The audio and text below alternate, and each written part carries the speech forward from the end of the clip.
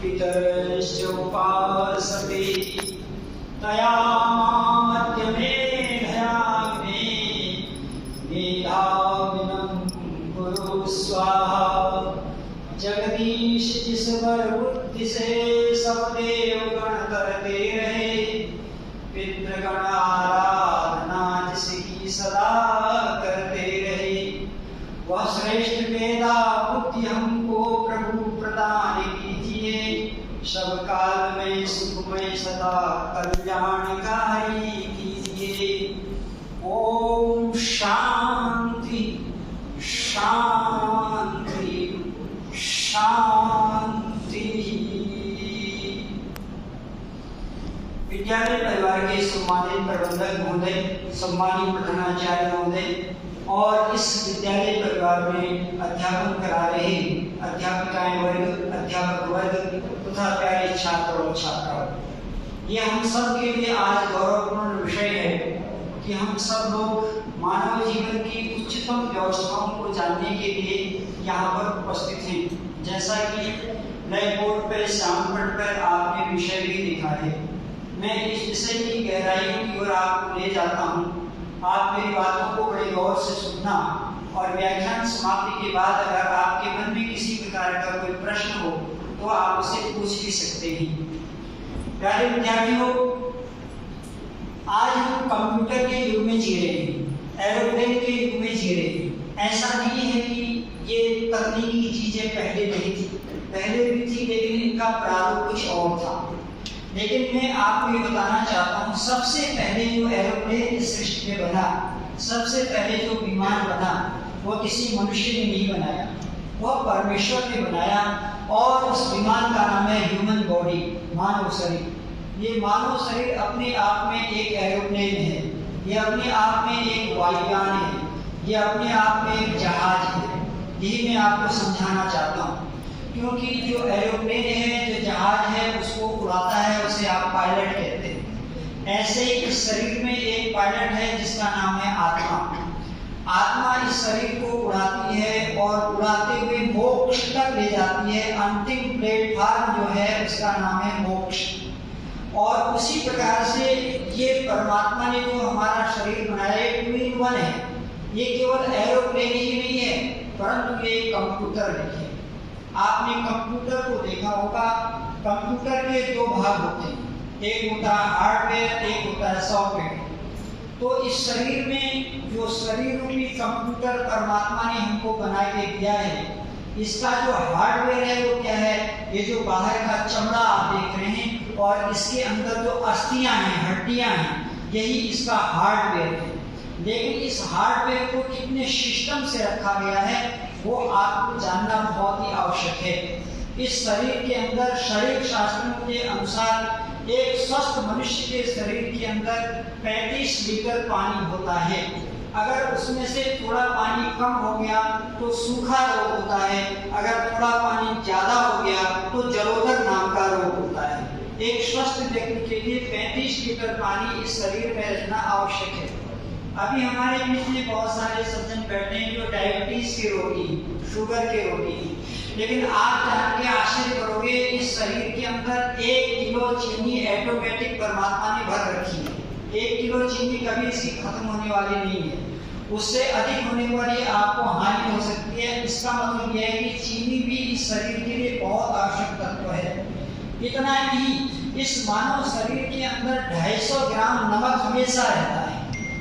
जिस नमक को आप बाजार से खरीदते हैं, वो नमक परमात्मा ने इस हार्डवेयर के अंदर पहले से विद्यमान रखा है और उसकी जो सीमा है वो 250 ग्राम है।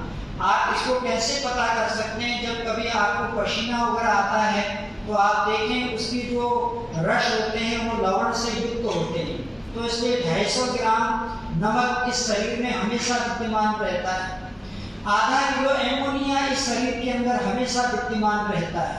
इतना ही नहीं, इस शरीर के अंदर गंधक इतना है कि अगर उस शरीर के गंधक को इकट्ठा कर दिया जाए तो 100 माचिस की तीलियां बन सकती हैं। इतना गंधक इस शरीर के अंदर पहले से विद्यमान है। ये सब वैदिक थ्योरी, वैदिक विज्ञान को जब आप पढ़ेंगे वहाँ ये सारी चीजें आपको धीरे धीरे प्राप्त होंगी। और इतना ही नहीं, जिस साबुन से आप कपड़ा धोते हैं, कपड़ा धोने वाला डिटर्जेंट केक जिसे आप कहते हैं, इस शरीर में इतनी चर्बी है कि उसको इकट्ठा किया जाए तो 7 डिटर्जेंट केक कपड़े धोने के साबुन की टिकिया बन सकती है। ये इसका हार्डवेयर है। अब इसके अंदर जो सॉफ्टवेयर है वो तो और भी कमाल का है। उसे आप देखेंगे जो बुद्धि वाला विषय है वो आपके हार्डवेयर में नहीं है, वो आपके सॉफ्टवेयर में आएगा। कैसे हम वहां तक पहुंचते हैं उसको आप बड़े ध्यान से सुनेंगे। तो शरीर के अंदर जो सॉफ्टवेयर है उसमें हार्ट है, उसमें लीवर है, उसमें किडनी है, उसमें जिगर है, उसमें फेफड़े है। ये इसका सॉफ्टवेयर है। और इस शरीर के अंदर 72,72,10,200 नस्ल नाड़ियों का जाल तंत्र बिछा हुआ है पूरे शरीर के अंदर। और इस शरीर के अंदर प्यारे बच्चों एक दिन है, एक हार्ट है जो 24 घंटे में 1,13,000 बार धड़कता है, पंप करता है, इस बात के लिए कि हम जिंदा हैं, हमारे जीवित होने का ये प्रमाण देता है। तो इस शरीर के 3 भाग हैं। इसको हम कहते हैं ग्रॉस बॉडी, सटल बॉडी और कैजुअल बॉडी, अर्थात स्थूल शरीर, सूक्ष्म शरीर और कार्य शरीर। अभी हम आत्मा को बहुत बाद में पहुंचेंगे, पहले हम आत्मा से पहले उसके नजदीक क्या क्या चीजें हैं जिनसे गुजरना है हमको। तो स्थूल शरीर में हमारी क्या है, ज्ञानेंद्रियां और कर्मेंद्रियां।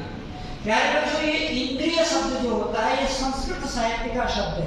तो इंद्रिय का अर्थ होता है शक्तिमान, शक्तिशाली। जो शक्तिशाली होता है उसे इंद्र कहते हैं। जैसे देवताओं का राजा इंद्र, वैसे ही जो व्यक्ति अपने इंद्रियों को अपने वश में करता है, कंट्रोल में करता है, वह व्यक्ति अपना इंद्र बन जाता है। अहम इंद्रम न पराजित्य, वेद की ऋचाएं कहते हैं हे परमेश्वर मैं इंद्र हूँ, मैं कभी पराजित होने वाला नहीं। उद्यानंते मानव नाम यानम, ऐ मनुष्य तेरा जन्म उठने के लिए हुआ है, गिरने के लिए नहीं। चलना ही है जिंदगी और रुकना ही है मौत। जिंदगी जिंदा दिली का नाम है, अरे मुर्दा दिल भी क्या खाक किया करते हैं।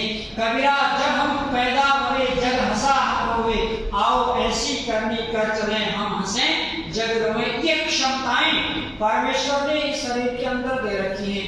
तो स्थूल शरीर में हमने देखा कुछ इंद्रियां ऐसी हैं जो कर्म करती हैं। जैसे हाथ है ये कर्म करता है, पांव है ये कर्म करता है, मुख है ये कर्म करता है।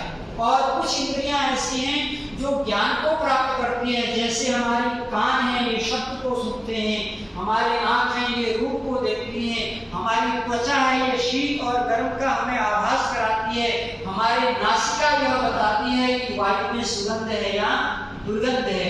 तो प्यारे बच्चों ये तो हमारा स्थूल शरीर हुआ। अब स्थूल शरीर के अंदर हमारा एक सूक्ष्म शरीर होता है।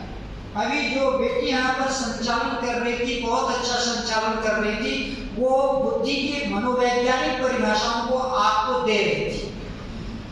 तो बच्चों ये जो मनोविज्ञान है इसकी उत्पत्ति भी वेदों से ही हुई है।